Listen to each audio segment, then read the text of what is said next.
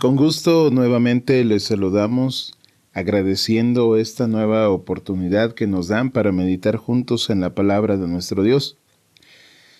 Porque cada vez que leemos alguna historia, tengo la certeza de que encontramos aprendizaje, tengo la certeza de que encontramos sabiduría, y es así como cada uno de nosotros podemos mejorar en nuestra vida social, en nuestra vida personal y también en nuestra vida espiritual.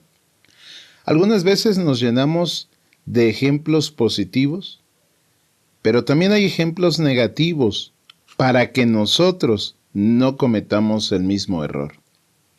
Como seres humanos cada día tomamos decisiones, cada uno de nosotros conoce las leyes, hablando de la parte civil, de la parte espiritual, de la parte moral, pero cada día tomamos decisiones sobre ellas, algunas veces pensadas sabiamente, algunas envidiosamente. Y la historia de esta noche es una de las historias que trae para nosotros aprendizaje, porque la invitación es no cometer los mismos errores. En el contexto histórico quiero decirle que el pueblo de Dios estaba siendo guiado por algunos reyes, pero así como usted y yo podríamos estar conscientes que los líderes cometen errores. En aquel momento de la historia del capítulo 13 de Primera de Reyes, también se estaba cometiendo un grave error. El rey Jeroboam había adoptado actividades, tradiciones y de alguna manera acciones que no eran bajo la voluntad de Dios.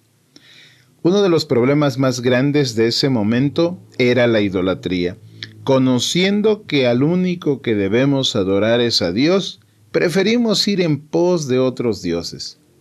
En aquel tiempo tenían algunos nombres, hoy tal vez le hemos cambiado el nombre, pero la acción lamentablemente es muy semejante. En este contexto, el rey Jeroboam había de alguna manera inducido al pueblo, solapado y de alguna manera también practicaba la quema de incienso en altares para otros dioses. Así que llega un profeta de Judá y dice de la siguiente manera: así ha dicho Jehová, he aquí que a la casa de David nacerá un hijo llamado Josías, el cual sacrificará sobre ti a los sacerdotes de los lugares altos que queman sobre ti incienso, y sobre ti quemarán huesos de hombres. Y aquel mismo día dio una señal diciendo: esta es la señal de que Jehová ha hablado. He aquí que el altar se quebrará, y la ceniza que sobre él está se derramará. Cuando el rey escuchó estas palabras, como todo hombre impulsivo, levantó la mano para señalarlo, y le dijo a los soldados: tómenlo preso. Prendedle fue la palabra precisa. En ese momento, cuando el profeta de Judá estaba hablando lo que iba a acontecer por andar en malos caminos, en malos pasos y en idolatría, esa mano, dice la historia, que al rey se le queda seca. Ya no la pudo enderezar.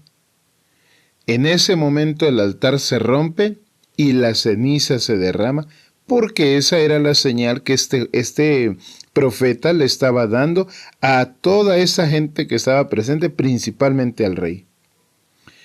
El rey, al verse en problemas, es como si usted está bien, puede abrir y cerrar su mano, en este momento usted podría hacerlo, y de momento se le seca, queda tiesa, como todo ser humano se espanta, y queriendo ser repuesta su salud, él le dice: mira, tú eres un varón de Dios, por favor, ruega ante la presencia de Jehová tu Dios y ora por mí, para que mi mano sea restaurada. La historia dice que el varón de Dios oró y en ese momento la mano fue restaurada y quedó como estaba antes. El rey sabía por qué le había sucedido, pero de alguna manera así somos los seres humanos. A veces nos preguntamos por qué y entonces pídele a Dios. y aún así Dios es misericordioso. El rey entonces de manera humana le dice, mira, varón de Dios, ven conmigo a mi casa y come, y además de comida yo te voy a dar un regalo. Pero el hombre le contesta y le dice, mira, aunque me des la mitad de tu casa, no voy a ir contigo. No voy a comer pan ni voy a beber agua en este lugar, porque es la orden que Jehová Dios me ha dado. No comas pan, ni bebas agua, ni regreses por el camino que fueres. Quiero hacer una primera pausa para resaltar 3 aspectos importantes. La orden de Dios es, no comas, no bebas agua y no regreses por el camino que has ido. Volvería a decirle que cuando en la Biblia nos acentúa 3 cosas, el número 3 siempre es para llamar nuestra atención a algo que es muy importante. El varón de Dios, en este caso el profeta de Judá, por orden de Dios no debía comer, no debía beber agua y no debía regresar por el mismo camino. Así que entonces en la historia dice que él regresó por otro camino y no regresó por donde él ya había caminado. Pero llega a un lugar que se llama Betel. Ahí había un viejo profeta. En este aspecto, entonces vino su hijo y le habló a este señor, oye, mira, hay un varón de Dios, el rey se quedó con la mano seca, pero después de orar la mano fue restaurada, y el rey le dijo que le iba a dar un regalo y que comiera con él, pero este varón no aceptó, le dijo que no podía ni comer, ni beber, ni regresar por el mismo lugar. Entonces ese antiguo profeta, dice la historia, que le dijo, oye, ¿y por qué camino se fue? Rápidamente los hijos le dijeron por dónde se había ido ese varón de Dios, o bien un profeta de Judá. En ese momento este varón le dijo a sus hijos, miren, traigan un asno, pónganle una silla, y así como él lo mandó, rápidamente trajeron el asno, le pusieron en la silla, él lo montó y se fue detrás del varón. El varón de Dios iba caminando. Tal vez vamos a hacer un comparativo, y el paso de este asno fue más rápido que lo alcanzó. En la historia bíblica dice que lo encuentra debajo de un árbol y le dice, oye, ¿tú eres un varón de Dios que vino de Judá? Y él le dijo, sí, yo soy. Oye, ven conmigo a casa y come pan. Hasta aquí yo quisiera que usted pudiera hacer un análisis. El rey le dijo, mira, ven a mi casa, come conmigo y te voy a dar un regalo.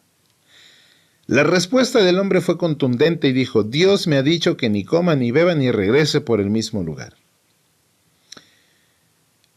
En la historia, el varón de Dios le responde, mira, yo no puedo volver contigo por este camino, tampoco voy a ir contigo, y tampoco puedo comer pan, ni puedo beber agua. Y fíjense la respuesta de este hombre, miren, verso 17. Porque por palabra de Dios me ha sido dicho, no comas pan, ni bebas agua, ni regreses por el mismo camino donde fueres. Este varón de Dios, este profeta, vuelve a responder cuál es la orden de Dios, al igual que le respondió al rey.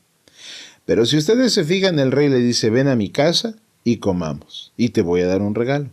Este antiguo profeta, como lo denota de alguna manera la escritura, le dice, ven a mi casa. Para eso él tenía que regresar, número 1, que era un error. Número 2, lo estaba invitando a comer y Dios le dijo, no debes comer. Pero noten esto. Y el otro le dijo mintiéndole, yo también soy profeta como tú. Y un ángel me ha hablado por palabra de Jehová diciendo, tráele contigo a tu casa para que coma pan y beba agua. Mis estimados, piense por un momento si usted hubiese sido el varón de Dios. No puedo regresar por el mismo camino, no debo comer y no debo beber agua. Y se le presenta a otra persona y le dice, oye, pero yo también soy un profeta, yo también recibí instrucciones de Dios y dice que conmigo sí puedes venir. ¿Iría usted o no iría? Muchas veces esto sucede en la vida del cristiano. La palabra de Dios, por dar un ejemplo, en Levíticos 11 dice qué carnes te debes comer y qué carnes no te debes comer. Es solo por dar un ejemplo. Pero entonces nos trasladamos al Nuevo Testamento y hay un verso que dice, oye, mata y come, no llames sucio a lo que Dios ha limpiado. Ay caramba, Pedro había visto reptiles y le dijo, Dios, pero yo nunca había comido nada malo. Pedro, tú mata y come, y no llames sucio a lo que Dios ha limpiado. Y entonces decimos, también justificados, estoy usando solo este ejemplo, Dios dice, ahí en su palabra, leemos rápidamente, que no es malo lo que entra, sino lo que sale. Son versículos de la Biblia que aparentemente se contradicen. Y entonces como seres humanos empezamos a buscar cuál de los dos nos convence más. En esta historia, Dios le dice perfectamente al varón de Dios, no debes regresar por el mismo camino, tampoco debes beber y tampoco debes comer. Pero alguien se presenta y le habla de Dios porque dice, mira, un ángel me dijo y entonces yo debo llevarte a mi casa y vas a comer conmigo y también vas a beber agua. Mis estimados, las órdenes de Dios en su palabra son inmutables. Eso quiere decir que la palabra de Dios no cambia y mucho menos depende de las circunstancias. Algunos de nosotros, justificados en las circunstancias, llegamos a cometer errores que van en contra de la voluntad de Dios. Señor, me perdí en la montaña y solo encontré una iguana, ¿me la como o no me la como? Y entonces, como humanos nos vamos a pelear y unos diremos que sí y unos diremos que no. Pero la palabra de Dios es bien puntual. Lo que es blanco y lo que es negro es negro. La palabra de Dios no se contradice. Aun cuando dijéramos algunos, oye, pero Levítico es el antiguo y en el Nuevo Testamento dice que no es malo lo que entra, sino lo que sale, y que no debo llamar impuro a lo que Dios ha limpiado. Mis estimados, cuando nosotros no leemos el contexto, fácilmente hacemos un pretexto. Y lamentablemente ese pretexto se convierte en una justificación para cometer un error. Este varón de Dios, este profeta de Judá, había recibido una orden, pero en cuanto otra persona le habla de Dios también, de los mensajeros que conocemos que son los ángeles, note lo que dice el verso 19. Entonces volvió con él y comió pan en su casa y bebió agua. Dios le dijo, no vuelvas, no comas y no bebas. Cuando él comete este error, no solamente vuelve, sino que come y también bebe. Mis estimados, Satanás es un teólogo astuto. Sabe muy bien cómo engañarnos, pero también sabe cómo usar la palabra de Dios para crear confusión en nosotros y hacernos caer. Primera lección que esta noche quiero dejarle en mente. Si usted y yo no tomamos la palabra de Dios para meditar en ella, escúchelo bien, con la misma palabra de Dios nos van a engañar. Y no va a ser culpa de ellos, va a ser culpa de nosotros. Este varón de Dios tenía la orden, pero en cuanto otra persona le habló que también era un mensajero de Dios, él creyó. Hoy tenemos muchísimas iglesias. Curiosamente, solo es una Biblia. Hoy tenemos muchísimas ideas que podríamos justificar y hacer propias, pero solo hay una Biblia. En el verso 20 dice que aconteció que estando ellos en la mesa, vino palabra de Jehová al profeta que le había hecho volver. Y clamó al varón de Dios que había venido de Judá diciendo, así dijo Jehová, por cuanto has sido rebelde al mandato de Jehová y no guardaste el mandamiento que Jehová tu Dios te había prescrito, sino que volviste y comiste pan y bebiste en el lugar donde Jehová te había dicho que no comieses pan ni bebieses agua, ni entrara tu cuerpo en el sepulcro de tus padres.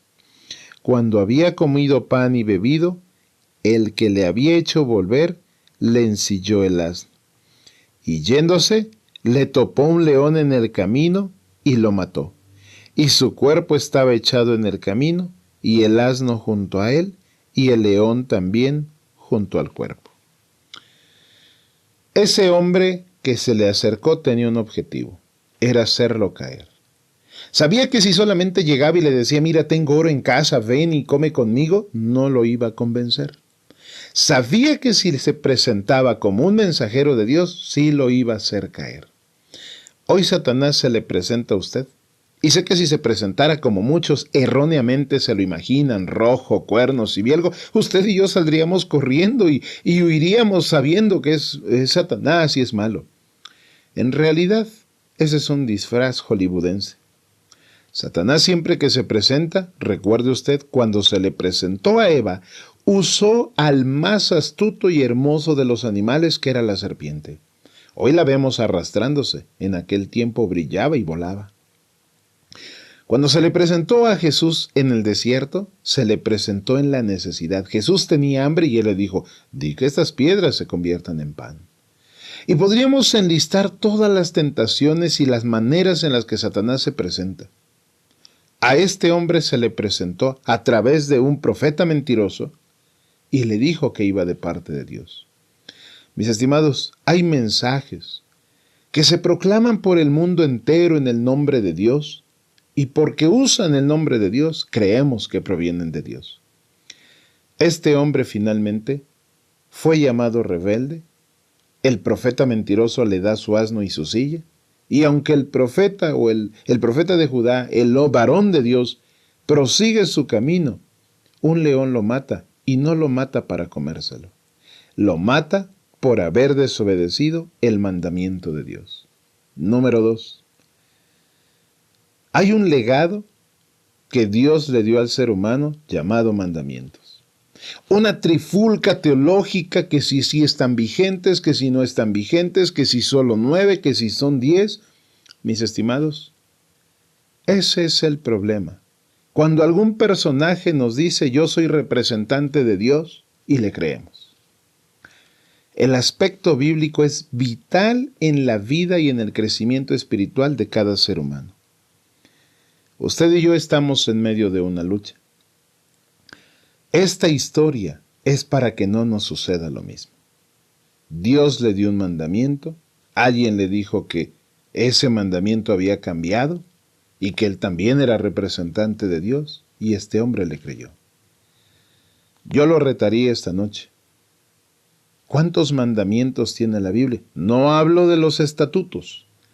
¿Cuántos mandamientos tiene la Biblia? Tampoco le digo en cuántos ni cuáles son el resumen. ¿Cuántos mandamientos tiene la Biblia? ¿Y por qué como seres humanos no los obedecemos y le creemos a alguien que pudiera decir, yo los cambié? Esta historia, mis estimados, es para que estemos conscientes que los ataques de Satanás no vendrán con un vielgo disfrazado de rojo y de cuernos. Se presentará como un ángel de luz, y dice su palabra que engañará, si es posible, aún a los escogidos. Por eso esta noche es nuestro deseo y es nuestra oración que a través del estudio diario de la palabra de Dios podamos meditar, pedirle al Espíritu Santo que nos ilumine para comprender y fortalecer así nuestra vida espiritual. No dejemos en manos de cualquiera nuestro crecimiento espiritual. Mucho menos descuidemos y abandonemos el alimento diario en la palabra de Dios. Cada día que nos olvidamos de la palabra de Dios, el enemigo ha ganado la batalla.